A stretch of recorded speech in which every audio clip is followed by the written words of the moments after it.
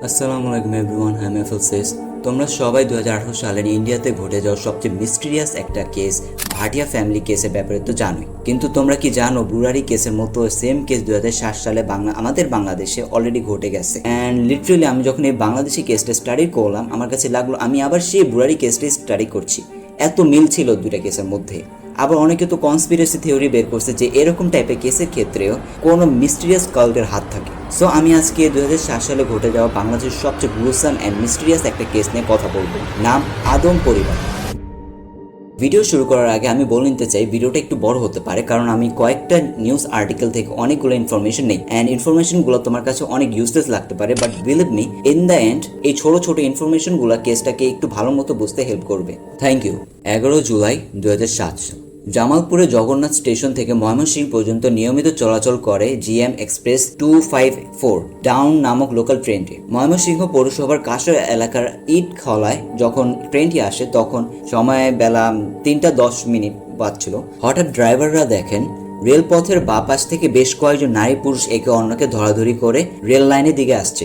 নারী পুরুষ মিলে সেখানে সব মিলিয়ে মোট 9 জন ছিল। পুরুষ, নারী, শিশু সবাই একই পরিবারের সদস্য ছিল। রেল লাইনেই ধরে তারা চুপচাপ সেখানে বসে পড়ে। তারা প্রথমে ড্রাইভাররা কিছুই বুঝতে পারেনি। তারা ভাবলেন হয়তো রেল লাইন পার হয়ে যাবে, পরে খেয়াল করলেন তারা রেল লাইন পার হচ্ছে না, লাইনের উপরেই বসে আছে। ড্রাইভার হুইসেল দিলেন, তারা লাইন থেকে সরল না। ড্রাইভাররা বুঝতে পারলেন এরা সবাই আত্মহত্যা করতে যাচ্ছে। ট্রেন ইমার্জেন্সি ব্রেক করালেন, কিন্তু অনেক দেরি হয়ে গেছে। এখন ট্রেনটা তো পুরাপুরি থামতেও তো টাইম লাগে, সো কি আর হবে। চোখের সামনে 9 জন মানুষকে চাপা দিয়ে ট্রেন বেশ খানিকটা সামনে গিয়ে থামে। গাড়ি থেকে নেমে সবাই দেখতে পায় 2 জন তখনও বেঁচে আছে। একটা বাচ্চা ছেলে এবং একজন তরুণী ছিন্ন বিচ্ছিন্ন শরীর নিয়ে পানি পানি চিৎকার করছে। জাস্ট একটু চিন্তা করো, তৎক্ষণাৎ এরকম একটা সিচুয়েশনে আশেপাশে স্থানীয় মানুষদের কি একটা অবস্থা হয়েছে। স্থানীয় লোকজন তাদেরকে পানি খাইয়ে দ্রুত হাসপাতাল নেওয়ার চেষ্টা করে, কিন্তু তারা পথেই মারা যায়। রেল লাইনে কয়েক কিলোমিটার জায়গা জুড়ে 9 জন মানুষের শরীরে বিভিন্ন অংশে কাটার টুকরা ছড়িয়ে ছিটে পড়া ছিল। রক্ত, মাংস আর হাড় পুরো রেল লাইনে রক্তাক্ত অবস্থায় ছিল। গাড়ি থেকে নেমে এই দৃশ্য দেখে একজন ড্রাইভার জ্ঞান হারালেন। পুলিশদেরকে ফোন করা হয়, দেন ঘটনাস্থলে দ্রুত পুলিশ পৌঁছায়। আশেপাশের মানুষদের সাথে কথা বলে নিহতদের নাম ঠিকানা জানতে পারে। মা, 2 ছেলে, 4 মেয়ে এবং 2 নাতি নাতনি আত্মহত্যা করেছিল একসাথে।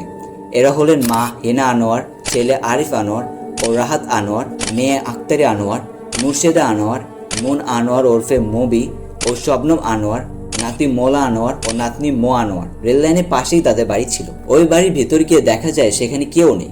একটি পাকা ঘর, 5-6টি কক্ষ ছিল। উঠানে কবরের মতো বড় একটি গর্ত খোঁড়া, বারান্দা লাশ নেওয়ার খাট, রান্নাঘরে কাটা ছোট মাছ পড়েছিল। তরি তরকারিও কেটে কুটে রাখা হয়েছে। একজন সাংবাদিকের বর্ণনায় মা, 2 নাতি, 5 মেয়ে এবং 1 ছেলের কথা হয়েছে। আসলে ডেড বডিগুলো এমন ভাবে ছিন্ন বিচ্ছিন্ন হয়ে গিয়েছিল যে কে ছেলে আর কে মেয়ে সেটা বের করা বেশ কঠিন। বাড়িতে তল্লাশি চালিয়ে পুলিশ বেশ কিছু ডায়েরি ও হাতে লেখা কাগজপত্র উদ্ধার করে। এগুলো কিছু বাংলায় আবার কিছু ইংরেজিতে লেখা ছিল। এগুলো বিভিন্ন ধর্ম সম্পর্কে নেতিবাচক মন্তব্য ছিল। ইংরেজিতে একটি ডায়েরিতে লেখা ছিল, আমরা পৃথিবীর একমাত্র পরিবার যারা স্বাধীন ও আত্মনির্ভরশীল, মোহাম্মদের আইনের বাইরে এবং সব ধর্মের সব কার্যকলাপের বাইরে। তাহলে আমরা কে? আমরা হলাম আদম।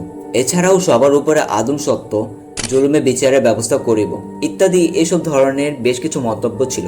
ময়মনসিংহ পৌরসভার স্থানীয় ওয়ার্ড কমিশনার মোজাম্মেল হক ইউসুফ বলেন, আনোয়ার দরবেশের এই পরিবারটির সঙ্গে এলাকা কারো সম্পর্ক ছিল না। কেউ তাদের বাসায় যেত না, তারা এলাকার অন্য কারো বাসায়ও যেত না। আশেপাশে কোনো পরিবারের সঙ্গে তাদের খারাপ সম্পর্ক বা রেষারেষিও ছিল না। আনোয়ার দরবেশের ছোট ভাই, যে কিনা একজন অবসরপ্রাপ্ত সেনা সদস্য, আব্দুল হান্নান, থাকেন ময়মনসিংহের গোহাইলখালীতে। সাংবাদিকদের তিনি জানান, আমার ভাই মানে আনোয়ার দরবেশ হঠাৎ করে হার্ট অ্যাটাকে মারা গিয়েছিল। মৃত্যুর পরে ওর পরিবারের বাকি সবাই খ্রিস্ট ধর্ম গ্রহণ করে। তারপর থেকে তারা আমাদের এবং অন্যান্য আত্মীয়দের সাথে দূরত্ব তৈরি করে। কেউ ওদের খোঁজ খবর নিতে গেলে দুর্ব্যবহার করে তাড়িয়ে দিত তারা। তবে ওই বাসায় যেসব ডায়েরি এবং অন্যান্য বই পুস্তক পাওয়া গেছে সেখানে খ্রিস্ট ধর্মের কোনো উল্লেখ পাওয়া যায়নি। ময়মনসিংহ এলাকার চার্চে খোঁজ নিয়ে দেখা গেছে এই পরিবারটি কখনো কোনো খ্রিস্ট ধর্ম অনুষ্ঠানে যোগ দেয়নি। 14 জুলাই ব্রাহ্মণবাড়িয়া জেলা মেদ্দা এলাকার এক নারী নিজেকে আনোয়ার দরবেশের মেয়ে মবি বলে দাবি করেন। সাংবাদিকদের তিনি বলেন, আমার নাম মবি, পেপারে দেখেছি আমি মৃত বলে খবর ছাপা হয়েছে। আমি বেঁচে আছি। ওই বাড়িতে আমি ছিলাম না, কিন্তু আমার ছেলে মওলা ও মুন ওই বাসায় ছিল। ওদের খুন হয়েছে। মবি এই ঘটনা আত্মহত্যা বলে মানতে নারাজ। তিনি দাবি করেন এটি সুপরিকল্পিত হত্যাকাণ্ড। তিনি বলেন, আমার ভাই আনোয়ার মাহিন অক্সফোর্ড ইউনিভার্সিটিতে পড়তো। 2005 সালে 10 সেপ্টেম্বর অজ্ঞাত কিছু লোক ওকে খুন করে। সেই একই লোক আমাদের বাড়ি দখল করতে চায়। তারাই আমার পরিবারের 9 জনকে ট্রেনের তলায় ফেলে দিয়েছে। তবে মবি তার ছেলে এবং মেয়ের ডেড বডি আনার জন্য ময়মনসিংহে যাননি। তার এই স্টেটমেন্ট শুনে পুলিশরা অবাক হয়ে গেছে। এতদিন যাকে মবি ডেড বডি ধারণা করা হচ্ছিল ওইটার মবি ডেড বডি ছিল না, অন্য একটা মেয়ের বডি ছিল। মবি বেঁচে আসে। তাহলে এই অজানা মেয়েটিকে? পুলিশ তখন নতুন করে ডেড বডি স্তূপ ঘাটাঘাটি শুরু করে। তারা যে বাসা থেকে কিছু ডায়েরি উদ্ধার করে সেই উদ্ধারকৃত ডায়েরিগুলোর মধ্যে লিনা নামে একজনের ডায়েরিও পাওয়া যায়। ডায়েরি থেকে জানা যায় লিনা এই পরিবারের সদস্য নয়। লিনার মা আর বাবা আনোয়ার দরবেশের মুরিদ ছিলেন। তারা মাঝে মাঝে বাড়িতে এসে থাকতেন। লিনাও আসতেন নিয়মিত। একসময় লিনা আনোয়ার দরবেশের প্রতিষ্ঠা করা আদম ধর্ম গ্রহণ করে এবং নিজের পরিবার ছেড়ে এই পরিবার এসে থাকতে শুরু করে। তবে পরিবারের অন্য কোনো সদস্যের ডায়েরিতে লিনার কথা উল্লেখ নেই। এখন চলেন আনোয়ার দরবেশের ব্যাপারে কিছু কথা হোক। আনোয়ার দরবেশ সম্পর্কেও বেশ কিছু তথ্য পাওয়া গেল। সেনাবাহিনী থেকে অবসর নেওয়ার পরে তিনি বেশ ধর্মকর্ম শুরু করেন। এলাকার মানুষ তাকে দরবেশ বা ফকির ও পীর বলে ডাকত। তবে ধীরে ধীরে তার চিন্তা ভাবনা প্রচলিত ইসলামিক চিন্তার চেতনা থেকে একটু ভিন্ন হয়ে গেল। অন্যান্য ধর্মীয় অনুসারীদের সাথে তিনি আলোচনা করতে বসলে প্রায় তর্ক শুরু হয়ে যেত। 1995 সালে গ্রামের একটি চায়ের দোকানে স্থানীয় বাসিন্দাদের সাথে তর্কের এক পর্যায়ে হাতাহাতি হয়। চায়ের দোকানের লোকজন তখন তাকে মারধর করে বাড়ি পাঠিয়ে দেয়। এই ঘটনার পর থেকে তিনি বাড়ির বাইরে যাওয়া একেবারে কমিয়ে দেন। পরিবারের অন্যরাও তাই করে। সম্ভবত এরপর থেকে তিনি তার ভক্ত কিংবা মুরিদদের বাদ দিয়ে শুধুমাত্র পরিবারের সদস্যদেরই নিজ ধর্মে দীক্ষিত করতে শুরু করেন। তার সবচেয়ে বড় শিষ্য হয়ে ওঠে তার বড় ছেলে আরিফ আদম। দুইজন মিলে ঘন্টার পর ঘন্টা ধ্যান করতেন। আনোয়ার দরবেশ মারা যান 2000 সালের 11 জুলাই ঢাকার একটি হাসপাতালে। সে ওই 11 জুলাই।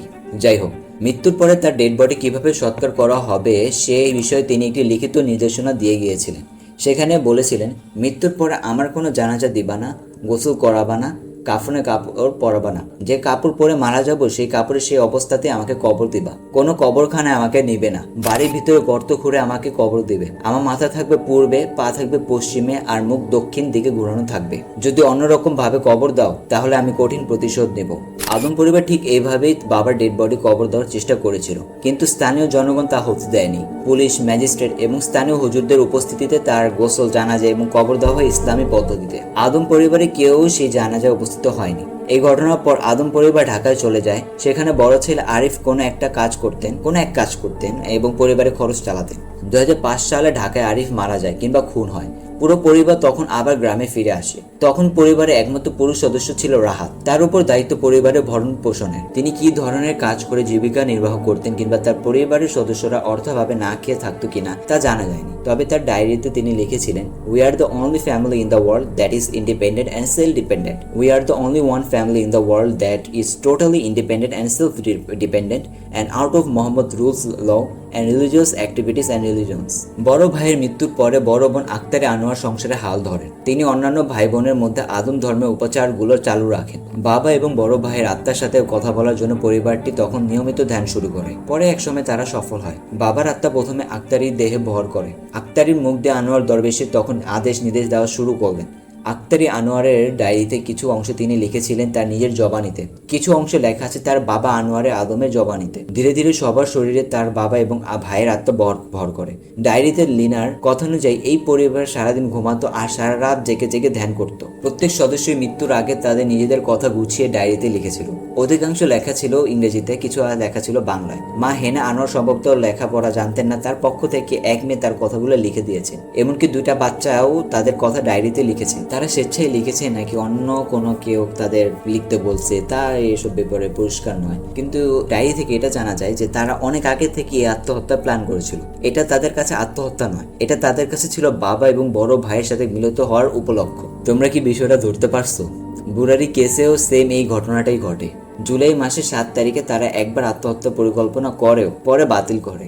বাবা আনোয়ার আদমের মৃত্যু দিবস 11 জুলাই পর্যন্ত তারিখ পেছানো হয় এবং ওই দিনই তারা একসাথে আত্মহত্যা করে। বাংলাদেশ কৃষি বিশ্ববিদ্যালয়ের প্রাক্তন শিক্ষার্থী এবং স্থানীয় বাসিন্দা আবু বক্কর সিদ্দিকী ওই সময় বাড়িতে ঢুকতে পেরেছিলেন এবং কিছু ছবি তুলতে পেরেছিলেন। তার তোলা একটি ছবিতে দেখা যায় বাড়ির জানালায় সাইনবোর্ডের মতো করে একটি হোয়াইট বোর্ড টানানো ছিল।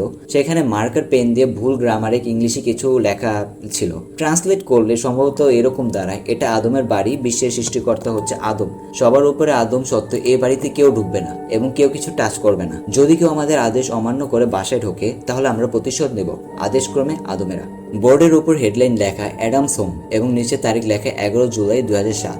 আবু বক্কর সিদ্দিকীর স্টেটমেন্টে জানা যায় বাসার ভেতরে একটি রুমের ছাদে বেশ কয়েকটা দড়ি ঝোলানো ছিল।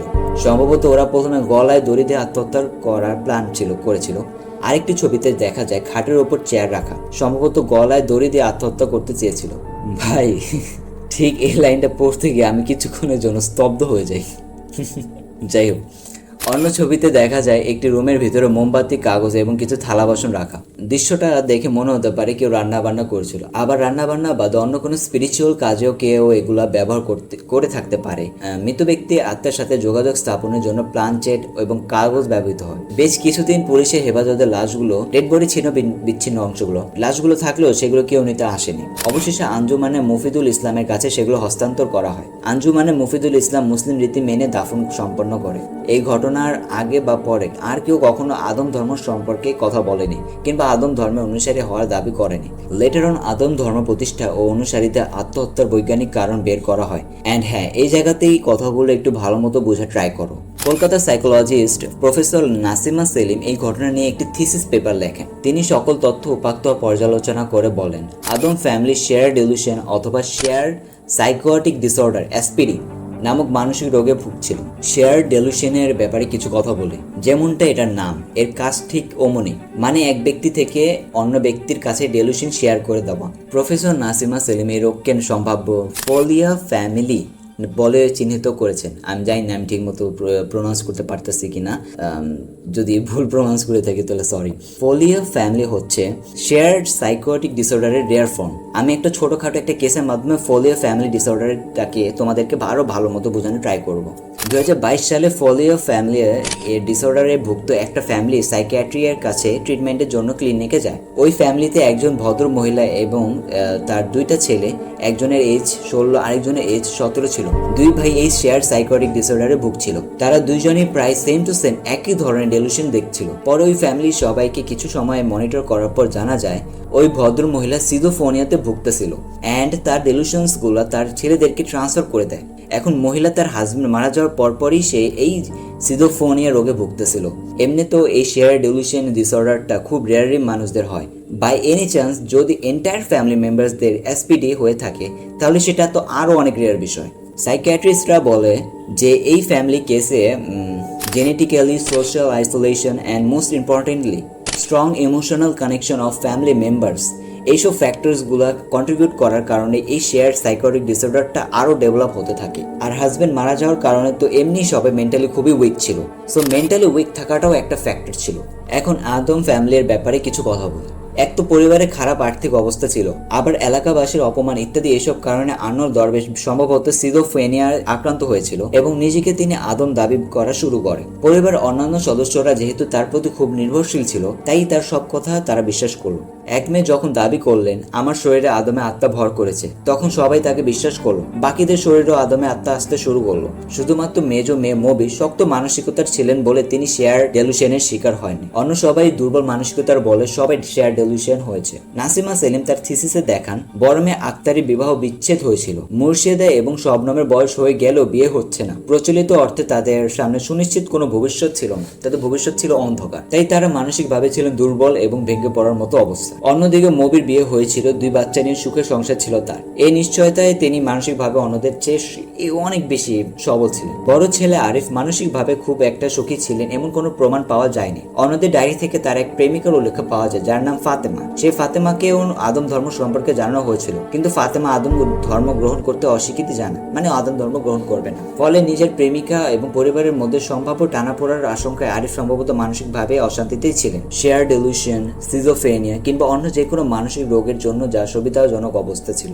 এখন ভাটিয়া ফ্যামিলি কেসের ব্যাপারটাও প্রায় সেম ছিল। তাদের ফ্যামিলি মেম্বাররাও এই share delusion disorder, schizophrenia, ফলিও familiar রোগে ভুগতেছিল। আর দুইটা কেসের মধ্যে না আমি কিছু জিনিস মিল খুঁজে পাই। Is it coincidence or not? দুইটা কেসের মধ্যে সুসাইড করার একটা উদ্দেশ্য ছিল বাবা এবং বড় ভাইয়ের সাথে মিলিত হওয়ার পর বাবা এবং বড় ভাই তাদেরকে বাঁচিয়ে ফেলবে। বুরারি কেস গলায় দড়ি দিয়ে আত্মহত্যা করে এবং আদম পরিবারও সেই কাজটাই করতে গেছিল। লেটার অন তারা প্ল্যান চেঞ্জ করে ফেলে, ট্রেনের সামনে গিয়ে আত্মহত্যা করে। মৃত ব্যক্তির আত্মার সাথে যোগাযোগ স্থাপনের জন্য প্ল্যানচেট এবং কাগজ, কথা গুছিয়ে ডায়েরিতে লিখে রাখা, আরো কত কিছু। এখন বুরারি কেসের ব্যাপারে তো বেশি কথা বলতে পারবো না, না হলে ভিডিও অনেক বড় হয়ে যাবে। আর বুরারি কেসের ব্যাপারে তো প্রায় সবাই জানে, বাট বাই এনি চান্স তুমি যদি এই বুরারি কেসের ব্যাপারে না জানো, তাহলে তুমি নেটফ্লিক্সে গিয়ে কেসের ব্যাপারে একটা ডকুমেন্টারি সিরিজ পেয়ে যাবা, নাম house of secrets, the Burari dates.